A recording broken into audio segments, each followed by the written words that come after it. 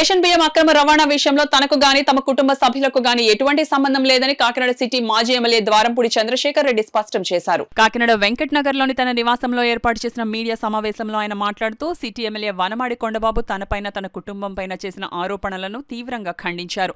Jayalakshmi bank port, Aishwarya grant స్థల విషయాలపైన city MLA Vanamadi చేసిన ఆరోపణలు అన్ని నిరాధారమైనవని తెలియజేశారు. ఈ మీడియా సమావేశంలో సిటీ వైసీపీ అధ్యక్షురాలు నగర మాజీ మేయర్ సుంకర శివప్రసన్న, మాజీ కార్పొరేటర్లు కిషోర్, రోకళ్ళ సత్యనారాయణ, మైనార్టీ నాయకులు రెహమాన్ ఖాన్, బాషా తదితరులు పాల్గొన్నారు. రైస్ని అంటే ఆల్మోస్ట్ ఆల్ 98% ఇండియాలో ప్రొడ్యూస్ అయ్యే రైస్లో 98% రైస్ కాకినాడ ఎక్స్పోర్ట్ అయ్యేలా చేశాను. గర్వంగా చెప్తున్నాను, కాకినాడ ఎక్స్పోర్ట్ అయ్యేలా చేశాను. దీనివల్ల కాకినాడలో లారీ వాళ్ళందరూ బాగుపడ్డారు, దీనివల్ల బోట్లో ఉన్న వాళ్ళందరూ బాగుపడ్డారు, బాధ్యుల వాళ్ళందరూ బాగుపడ్డారు. అందులో పనిచేసే సుమారు 10,000 మంది కార్మికులు బాగుపడ్డారు. ప్రతి వాళ్ళు 4-5 ఏళ్లతో భోజనం చేశారు, చాలా హ్యాపీగా ఉన్నారు అందరూ. ఒక్క ఉదాహరణ చెప్తాను. జస్ట్ లాస్ట్ ఇయర్ ఈ జనవరిలో హెచ్ఎంఎస్ అనే సంస్థ, ఆ సంస్థలో ఎక్కువ అందరూ కూడా మీ కమ్యూనిటీ వాళ్ళు, అంటే మత్స్యకార కమ్యూనిటీ వాళ్ళే ఎక్కువ మంది అందులో సభ్యులు. సుమారు దగ్గర 1,500 మంది 1,600 సభ్యులు. పోయిన సంవత్సరం ఇదే జనవరి పండగకి వచ్చేస్తుంది, ఇంకొక 15-4 రోజులు జనవరి మన పండుగ వస్తుంది. ఇదే పండగకే పోయిన సంవత్సరం సుమారు 4 కోట్ల రూపాయలు బోనస్ పంచుకున్నారండి. చరిత్ర అది.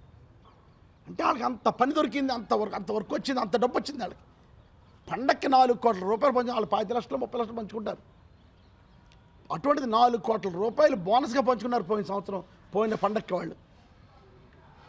అంత బాగా ఎక్కడ ఎవరు బయట ఎక్స్పోర్ట్ చేయకుండా కాకినాడ నుంచి అందరూ ఎక్స్పోర్ట్ చేసుకునేలాగా అందరితో మాట్లాడి ఇక్కడ ఫెసిలిటీస్ కల్పించాం. అంతకుముందు నైట్ లోడింగ్ ఉండేది కాదు కాకినాడలో.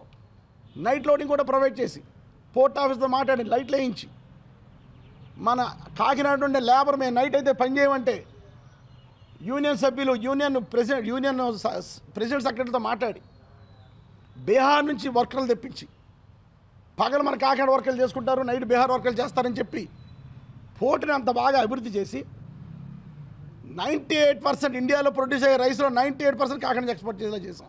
ఎస్, గర్వంగా చెప్తున్నాను నేను ఈరోజు. అంటే అంత ఎక్స్పోర్ట్ చేయించడం తప్ప. కరోనా టైంలో చాలా పోర్ట్లు కట్టేశారు ఇండియాలో, అయినా కూడా కాకినాడ నుంచి ఎక్స్పోర్ట్ చేయించాం. ఈరోజు మన కాకినాడ పోర్ట్లో కరోనా టైంలో ఎక్స్పోర్ట్ అవ్వకపోతే కొన్ని దేశాలు బియ్యం లేక చనిపోతున్నాం, అటువంటిది ఎక్స్పోర్ట్ చేయించి ఇంత బాగా సిస్టమ్ని బ్రహ్మాండంగా చేసుకొచ్చాం. ఢిల్లీ, సింగపూర్, బీహార్ ఇటువంటి పెద్ద పెద్ద కంపెనీలు కాకినాడ వచ్చి బ్రహ్మాండంగా వ్యాపారం వాళ్ళందరూ కాండాలు చేసుకునేవారు, లేదా గోపాల్పూర్లో చేసుకునేవారు.